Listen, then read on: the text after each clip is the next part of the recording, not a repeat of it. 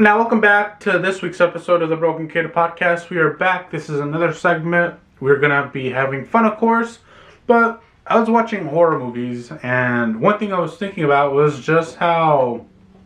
Do you ever think about how some of these horror guys, if they ever get laid or something, you know what I mean?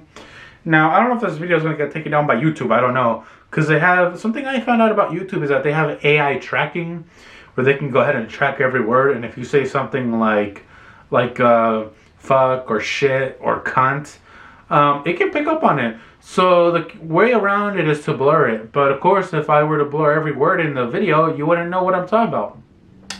But what I wanted to talk about was how I was thinking, you know, in every movie that you see all these characters, all these Halloween characters, and essentially, you see all these icons of horror, and they're mostly male, and they're usually attacking teenagers who are making love, whatever love it is that they know at that age. To me, it's kind of funny because, of course, you know, they don't know what love is at 17. I still don't know what love is at 24, let alone when I was 17. At least I thought I did know what I was. But that being said, let me see.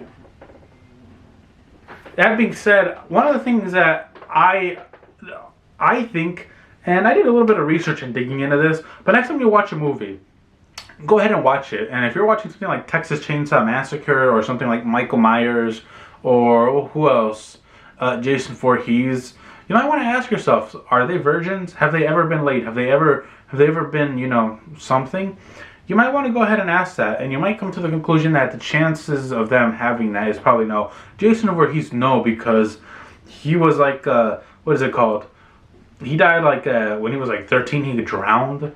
So, you know, him, you can't really blame it on him, but people like Leatherface, you can blame it on that ugly face he has. And I'm not talking about the fake face. I'm talking about his real face, because in the movies, in the lore of the movies, he's got a hideous face. And also, Michael Myers has a hideous face in the original, and he goes on to kind of carry that on. But you wouldn't know that because unless you follow Jamie Lee Curtis, and you know, she hasn't even been in all the movies. She's been in most of the movies, but you wouldn't know that because they've rebooted that franchise like 3 times or something. So there's like 4 different timelines or something. I don't know.